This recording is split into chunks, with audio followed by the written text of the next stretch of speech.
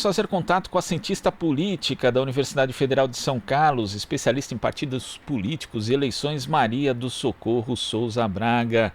Bom dia, Maria. Bom dia, Glauco, tudo bem? Tudo certo e você?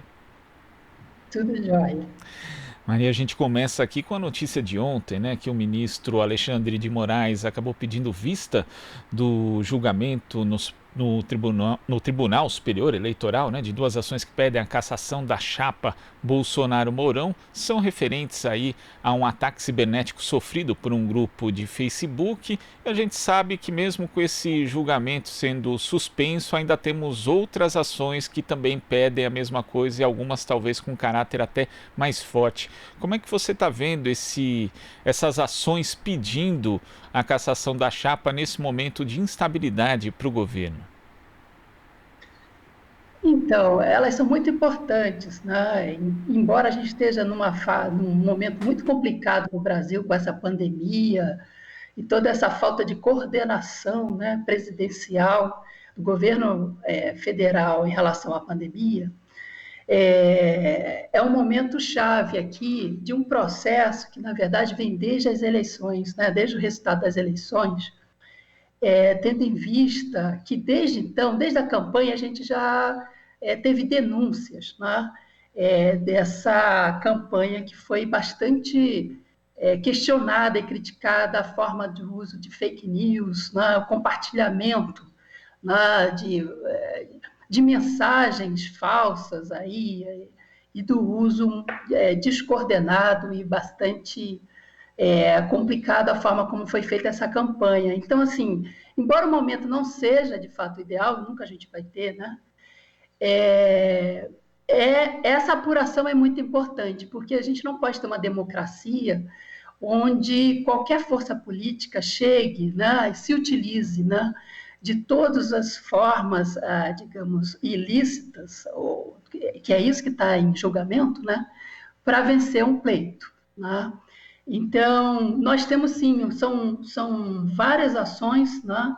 São 8 ações que estão em julgamento, e 3 delas são muito mais sérias, né? Eu digo mais sérias porque realmente tem ali práticas que têm que ser apuradas, né? E que juntas, né, poderão sim trazer, podem caçar, inclusive, essa chapa, né, a atual gestão presidencial. Então, por exemplo, a gente não pode ter financiamento privado na campanha, né? E foram empresários, né, que está sendo julgado justamente isso, né? Era proibido, ainda continua proibido o financiamento privado, né, das campanhas, e parte dessa divulgação de mensagens foi realizada por empresários, né? A outra questão que eu estava apurando, você também não pode fazer essa divulgação em massa dessas matérias, né, dessas fake news, né? Isso só pode ser realizado após prévio registro do TSE, né? E, por último, obviamente, que uma eleição não pode, uma campanha não pode se dar em cima de campanhas falsas, né, de mensagens falsas. Então, isso é crime, né? Então, de fato, se a gente permanecer com campanhas lá, se utilizando desses expedientes para chapas, né, em campanha, usando esses expedientes para vencer a eleição, a nossa democracia ela está sem legitimidade, né? Então, eu avalio que essas apurações, seja no STF, né, seja na Câmara, né, com as CPIs, elas são importantíssimas. Mas não sei se vai vingar, né, porque ainda tem um processo longo a realmente a ser realizado, né? E ontem ainda houve aí a decisão do Ministério Público Eleitoral concordando com o pedido para que fossem juntadas as provas, as ações que falam justamente dessa questão do disparo em massa das mensagens via WhatsApp, da juntada ali das possíveis provas que possam ser recolhidas no chamado inquérito das fake news que corre no Supremo Tribunal Federal. Então, conforme a robustez desse material que for colhido, as ações ganham ainda mais força, não, Maria do Socorro? Exatamente, né? Mas a Procuradoria-Geral, né, do TSE também eleitoral, ela não quer esse compartilhamento. Parece que há digamos assim, um impedimento, elas estão ainda julgando, elas não querem juntar com a CPI no Congresso, né? Então ficaria a TSE e os inquéritos, né? De toda maneira, a junção dessas provas, né, elas poderão dar essa robustez que a gente está aguardando no sentido dessa avaliação desse processo ainda durante a campanha presidencial. E sim, se a gente tem a cassação no TSE, é muito importante porque é a chapa que sairá, né?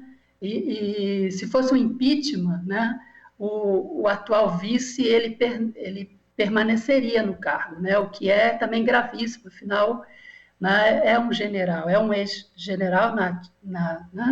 Então, do ponto de vista da democracia, é muito mais importante que essa cassação ocorra, porque sai a chapa, né? E a gente não teria que ter, né, um ex-general, né, um general, né, tá na reserva, na presidência da República. Afinal, a gente está numa democracia, os militares não deveriam estar com todo esse poder, né, ou tentando cada vez mais ter um poder que não cabe às Forças Armadas ter. Em relação justamente a essa possibilidade do impeachment, muita gente entende que, como o Jair Bolsonaro ainda mantém ali uma popularidade em cerca de 30%, se cria uma situação de impasse, né? O Rodrigo Maia não conseguiria colocar qualquer pedido de impeachment em votação na Câmara porque não há apoio parlamentar à causa suficiente e também não há apoio popular no sentido de que ainda é uma base menor, é uma minoria, 30%, mas não suficiente para garantir aí justamente um apoio maciço ao impeachment. Você também vê dessa forma, Maria do Socorro? O Rodrigo Maia, o presidente da Câmara só vai colocar o impeachment, né?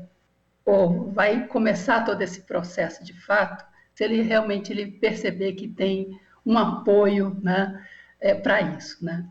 E o presidente ele está fazendo também a sua parte, buscando aí apoio. Não é à toa que o Centrão, ou boa parte do Centrão, está apoiando, né? Inclusive os próprios integrantes do Democratas, né, que é o atual partido do Rodrigo Maia. Então, isso traz, né, muitas contradições, né, porque era para democratas, né, PSDB, todos os outros partidos que estão vendo que a gente está numa situação bastante complicada, sair desse governo, né, deixar os cargos. Né.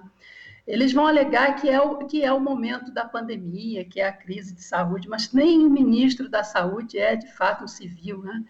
E não é uma pessoa preparada para estar no cargo. Então, são vários fatos e eventos, né, que, de fato, nos levam a desacreditar, né, que a Câmara ou setores na Câmara podem realmente, o presidente, né, diga-se, possa realmente fazer um movimento mais sério nesse sentido. E, de fato, ele não tem apoio, a oposição não poderia tomar, ela é muito minoritária no atual momento, para fazer esse movimento de, né, aumentar o apoio. Então, assim, é uma situação bastante complicada. E, por outro lado, a questão no Supremo também não deixa de ser complicada, porque são 7 votos, pode vir a cassação com 4 votos a favor, né? Então, a legitimidade, claro que tem legitimidade, mas é ainda um quórum ainda menor, né? Se a gente pensar que foi um presidente eleito com mais de 57 milhões de votos. Então, nós estamos numa situação muito complicada e estamos nas mãos dos 3 poderes, né?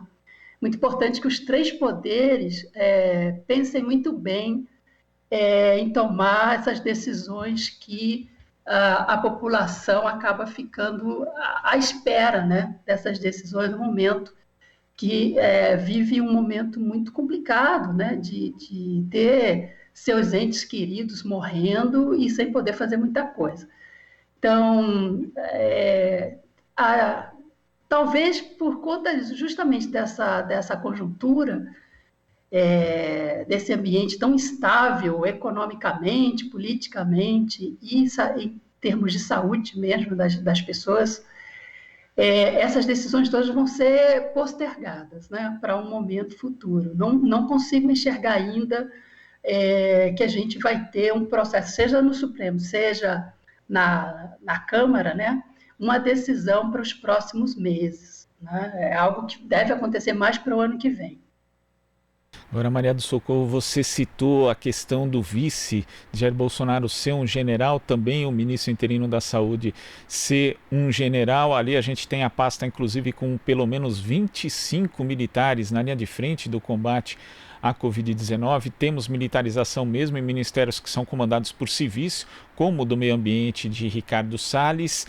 Vai ser possível depois a gente fazer os militares voltarem à caserna, saírem da cena política, sendo que essa entrada dos militares na política, essa reentrada, digamos, né, de forma mais ostensiva, já começou ali no governo Temer, quando pela primeira vez a gente teve um ministro da Defesa que não era civil. Como que a gente vai conseguir repactuar essa questão da participação dos militares na política mais adiante, Maria do Socorro? Então, eu penso que assim, as Forças Armadas, elas são forças do Estado, né? Elas não teriam que estar partidariamente, né, participando do governo, né? Então, constitucionalmente, elas terão que voltar, na verdade, elas nem estão, né? Se a gente parar para pensar, tem um número muito grande, sim, de militares, são mais de 3 mil, né? Se a gente pegar cargos de segundo escalão, um ministério militarizado, né, com militares da reserva, a maior parte. Né? Então, e temos lido, né, depoimentos de generais da ativa e de grandes outros nomes das Forças Armadas mostrando que não têm interesse, né, e que não concordam com esse grupo que está vamos dizer assim, assumiu, né, aderiu, apoia e está no governo Bolsonaro. Então, eles estão divididos também. Né? Então, eu penso que que o grosso das Forças Armadas vão fazer um movimento né, de retorno. Né? E esse grupo que já está na reserva vai se aposentar. Claro que tem também algumas teorias conspiratórias falando que eles podem se unir às polícias civis, né, e militares, e isso poderia levar a um movimento bem mais forte. Mas é algo que a gente ainda não tem, assim, por mais que se fale de milícias, se fale, e a gente tem algumas evidências nesse sentido, apoiando também, né, o governo, a gente tem que trabalhar com o que a gente tem de evidência agora. E assim, o caminho natural é que quem está hoje no controle das Forças Armadas, né, volte, né, ou permaneça e amplie, né, digamos assim, as suas atividades que são de defesa nacional, né, que a defesa, são as atividades comuns das Forças Armadas. Não tem por que eles assumirem partidariamente, né, e ocuparem cargos políticos. Eles não estão preparados para isso. Então, eu penso que é uma questão. Provavelmente também a gente não pode esquecer que esse movimento ele se dá, como bem você já levantou, eu digo até que é antes de Temer, não no sentido de assumir cargos, né? Mas das insatisfações das Forças Armadas em relação aos governos anteriores, já vem desde o governo do PSDB, né? Quando eles queriam realmente aumento de salários, né? Melhorar seus instrumentos de combate, né? Como se a gente tivesse muitas guerras, mas não, era essa a ideia. E essas insatisfações, elas vinham num crescente. Então, talvez sim, nesse momento, eles tentem barganhar digamos assim, algumas melhorias de condições nas várias frentes que eles querem melhores posicionamentos, mas não diria que eles vão querer assumir, né, manter essa participação na vida político-partidária. Né? Agora, em relação, falando da questão político-partidária, que a gente nunca comenta, mas que faz sentido a gente perceber isso, tem aumentado bastante o número de candidatos, né, que se elegem, estão tentando se eleger pelos partidos políticos. Isso é um evento novo, né? Não que não tenha existido em outros momentos, mas não com grande número, né? Então, vocês veem, da gente pensar por que isso está acontecendo, né? Claro, é porque eles perceberam que teriam que estar nas arenas políticas buscando, né, ampliar esses ganhos, né, para ganhar por aumento salarial e outras questões relacionadas à própria corporação. Então, é um movimento novo. Eu penso que essa parte final que eu acabei de falar, quer dizer, a tentativa de representação nas arenas políticas, eles vão tentar e eles vão permanecer, seja em termos dos policiais, ou seja, das forças policiais, seja em termos das forças armadas, que é menor o número, com certeza, é mais as polícias civis e militares, né? Tá certo, Maria do Socorro. Queria agradecer muito a sua participação aqui no Jornal Brasil Atual e até a próxima. Ok, eu que agradeço a oportunidade. Um bom dia. Bom dia.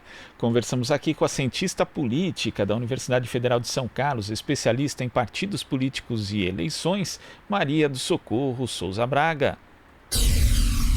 Aqui você ouve as notícias que os outros não dão. Jornal Brasil Atual.